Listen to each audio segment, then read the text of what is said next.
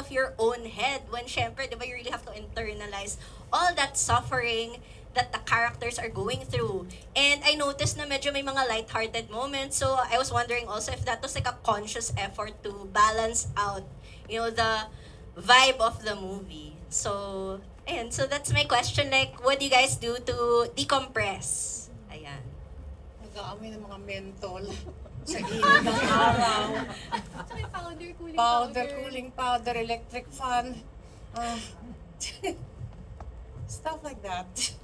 But nag-uusap-usap naman kami, mabigat yung mga eksena, but we try to make as light as possible yung behind the scenes. So talagang hirap na hirap kami sa init at sa costume at sa wig.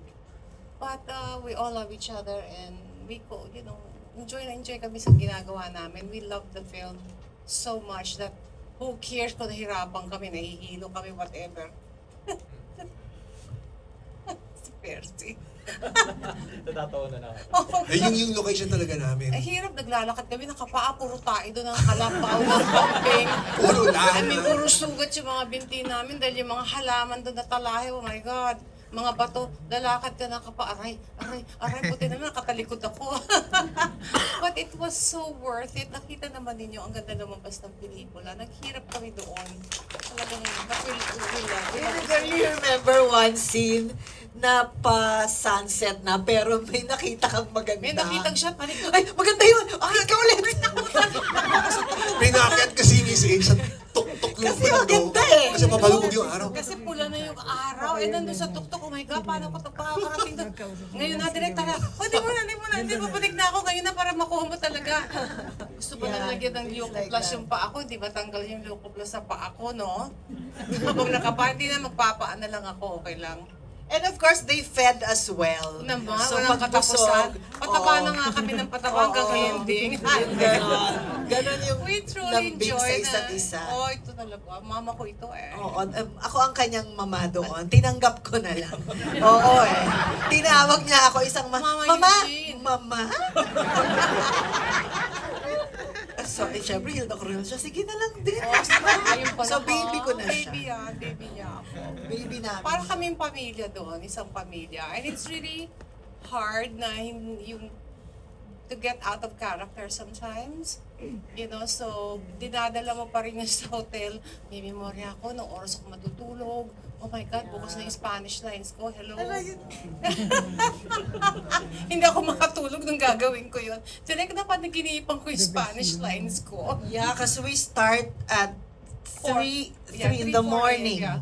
Maaga talaga. Yeah, 3 in the morning. Prosthetics at saka makeup, 2 oras siya, tapos yung wig ko pa, basa yung anit mo, parang ka malolo ka talaga actually.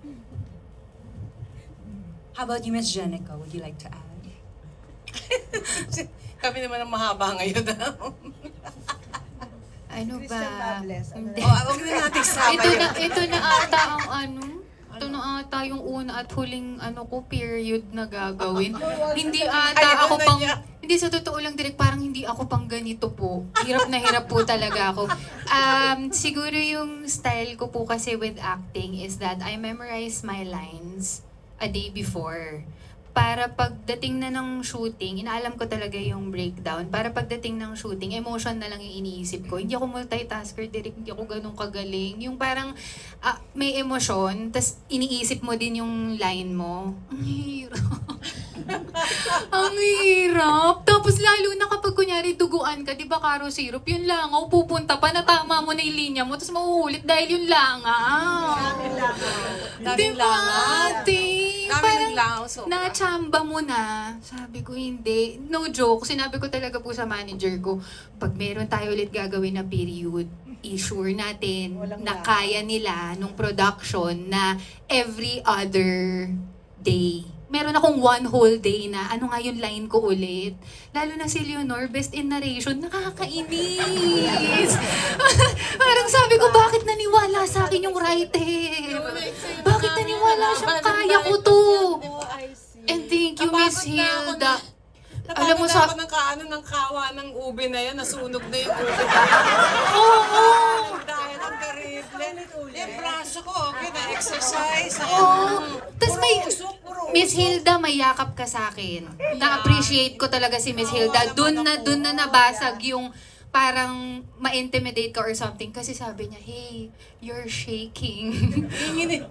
Nanginginig na Hinakap ako ko, sabi sa ko, kaba. Okay lang, kahit magkamali ka, sige lang, tara. Pero akapin ko muna siya dahil I want her to be, okay lang. I mean, lahat tayo nagkakamali, Right. okay lang yun. So relax. Akap muna. Tapos tayo na uli sa kawa, tara. Yung ube na yan, sunog na sunog, hindi na namin makain. Puro usok, amoy tinapa na nga kami dun eh. Thank you so much. And by the way, kahit na dapat ngarag kayo dun, sobrang ganda pa rin ninyong lahat dun. Oh, thank you. Garag na garag talaga itsura namin. Naka-brown makeup kami doon, nanggigitata kami talagang maghapon. Diyos ko, ang baho-baho na namin. Thank you so much for that question. You're We have welcome. a few more. Si Mr. Harrison on that.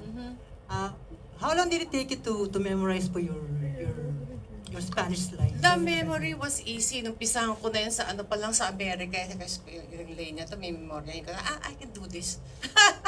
Pagdating ko sa Maynila, ang ginawa ko, memorize ko muna yung meaning ng Spanish. Because I don't speak it eh.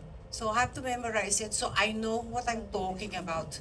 Pagkatapos kong memoryahin yon, naka-translate yun sa English eh. So alam ko na yung meaning nun. After that, to really memorize that, I wrote it from memory in Spanish. Yeah, sinulat ko siya mag-isa ko sa likod ng script ko. In Spanish, ginawa ko lahat yun. So, nandun na yun sa utak ko hanggang mapanaginipan ko talaga yun. But the hardest part was, with the coach, was the inflection more than anything else. Because, hindi pareho eh. Pwede mong sabihin ng ganito in a certain way, but the inflection pagdating mo dun, pag sinabi mo, iba. So, yun, medyo kinabahan lang ako ng konti, pero inumpisa sa US pa lang. Nung pisahan ko na yun, nakadalawang sentences na ako, bago ako lumipad. I can do this. Sabi ko, direct, nakakainis naman. Pero 4 na commander yung pinagdaanan ko doon, nahirapan ako. Isang commander na hinimatay, yung pangalawang commander, hindi mamemorya, yung pangatlong commander, hindi isa, hindi maka-acting yun. But Diyos ko, Panginoong Diyos. Ito nga si Kugay, naglagay na ng mga insenso doon dahil parang minamalas na kami ng gusto. Ilang ulit na yun, nasa initan kami ng sampayan na yan. Itong sampayan sina ito, walang katapusan. Dasal kami ng ito na yung commander, parang yung Panginoon, para mo ng awa. Bigyan mo na kami ng tamang commander. Ilang beses ko ba ito uulitin? Kasi naka-apat kaming commander. Naka-apat kami ito na commander. Yung una, hinimatay talaga. Hinimatay talaga. Tapos hinimatay Sa siya, init. ayaw na niyang mag-artista. Nag-retire after that. siya. Nag-retire siya Nag-retire talaga. talaga siya, ayaw na niya. Ayaw na Hindi- niya. Hindi na namin siya mapabalik. Nung pinapabalik namin Ayaw, siya, nakikusap ayaw. kami, pinapadalhan na kami ng Bible verses. Nahirapan sila dun. Ang init naman kasi, tapos nakita mo yung costume nila, ang init-init talaga. Ang init, 97 about 100 degrees doon na maluka-luka ka talaga. Where is your location? Tarlac. You're so... Tarlac. Tarlac. It was shot last year. Summer last year. Yes. Yes. Kilakitaan talaga ng... Sobra.